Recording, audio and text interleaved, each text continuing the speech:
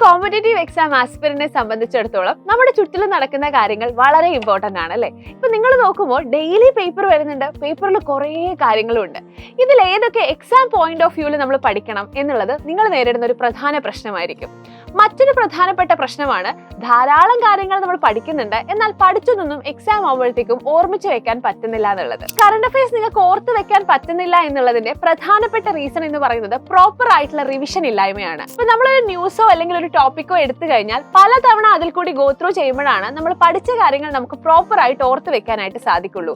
ഇപ്പൊ നമ്മൾ ജസ്റ്റ് ഒരു ന്യൂസ് വായിച്ചു പോകുന്ന സമയത്ത് നമുക്ക് അപ്പൊ അത് മനസ്സിലായി ഓർമ്മയുണ്ട്, പക്ഷെ എക്സാം ആകുമ്പോഴത്തേക്കും ഓപ്ഷൻ കാണുമ്പോഴത്തേക്കും നമ്മൾ ഇതാണോ ഉത്തരം, ഇനി അല്ല മറ്റേതാണോ, എ ആണോ ബി ആണോ സി ആണോ, അങ്ങനെ പറഞ്ഞ് ഭയങ്കര കൺഫ്യൂഷൻ ആണ് നമുക്കല്ലേ.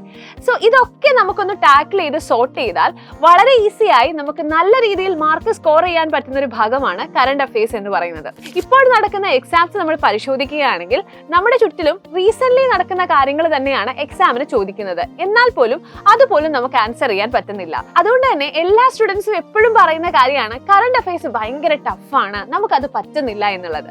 പക്ഷേ ഈ ഒരു സബ്ജക്ട് ടഫാണ് എന്ന് പറയുന്നതിന് മുന്നേ ഈ ഒരു സബ്ജക്ട് പ്രോപ്പറായി നമ്മൾ പഠിച്ചിട്ടുണ്ടോ, പ്രോപ്പറായി ഈ സബ്ജക്റ്റിലുള്ള ടെസ്റ്റ് എടുത്തിട്ടുണ്ടോ, പ്രോപ്പറായി റിവിഷൻ ചെയ്തിട്ടുണ്ടോ എന്ന് നമ്മൾ മേക്ക് ഷുവർ ചെയ്യേണ്ടതായിട്ടുണ്ട് അല്ലേ. ഞാൻ പറഞ്ഞ ഇത്രയും കാര്യങ്ങൾ നമ്മൾ പ്രോപ്പർ ആയിട്ട് ചെയ്യുകയാണെങ്കിൽ ഇതിൽ നിന്നും വരുന്ന എല്ലാ ക്വസ്റ്റ്യൻസും തന്നെ നമുക്ക് ആൻസർ ചെയ്യാൻ പറ്റുന്നതേ ഉള്ളൂ. കാരണം നമ്മുടെ ചുറ്റിലും നടക്കുന്ന കാര്യങ്ങൾ തന്നെയാണ് നമ്മളടുത്ത് എക്സാമിന് ചോദിക്കുന്നത്.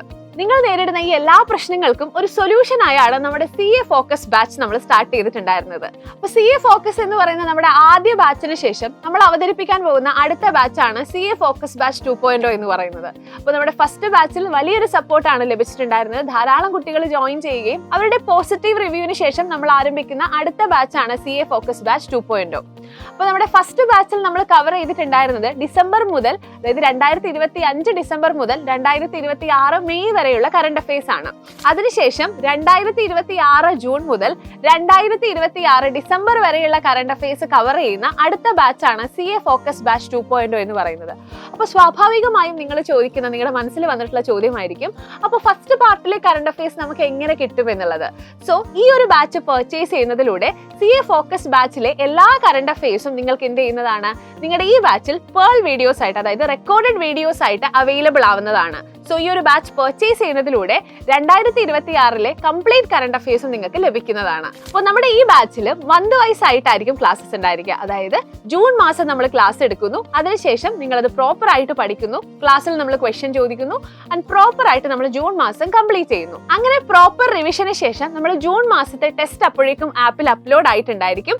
സോ ജൂൺ മാസത്തെ ടെസ്റ്റ് എടുക്കുന്നതോടുകൂടി നമ്മുടെ കംപ്ലീറ്റ് ജൂൺ മാസത്തെ പഠനം അവസാനിക്കുന്നു. അങ്ങനെ ഓരോ മാസവും നമ്മൾ കംപ്ലീറ്റ് ചെയ്യുന്നു. ഈ ഒരു രീതിയിലാണ് നമ്മുടെ CA ഫോക്കസ് ബാച്ചിലെ ക്ലാസ്സുകൾ ഉണ്ടായിരിക്കുക. അപ്പോൾ വളരെ സ്ട്രക്ചേർഡ് ആൻഡ് എഫക്റ്റീവ് ആയിട്ടായിരിക്കും നമ്മുടെ ഈ ബാച്ചിലെ ക്ലാസ്സസ് ഉണ്ടായിരിക്കുക. സോ ഈ ഒരു ബാച്ച് പർച്ചേസ് ചെയ്യുന്നതിലൂടെ കറണ്ട് അഫയേഴ്സ് നിങ്ങൾക്ക് ഇനി മുതൽ ഒരു വില്ലനെ ആവില്ല. കാരണം എങ്ങനെ ന്യൂസ് എഫക്റ്റീവ് ആയിട്ട് പഠിക്കാമെന്നും ഏതൊക്കെ പോയിന്റ് എഫക്റ്റീവ് ആയിട്ട് നിങ്ങൾ ശ്രദ്ധിക്കണമെന്നും ഏതൊക്കെ പോയിന്റ് പിക്ക് ചെയ്ത് പഠിക്കണമെന്നും ഈ ഒരു ബാച്ചിൽ ജോയിൻ ചെയ്തതോടുകൂടി നിങ്ങൾക്ക് മനസ്സിലാവും. സോ ഉടനെ തന്നെ ജോയിൻ ചെയ്യുക നമ്മുടെ CA ഫോക്കസ് ബാച്ച് 2.0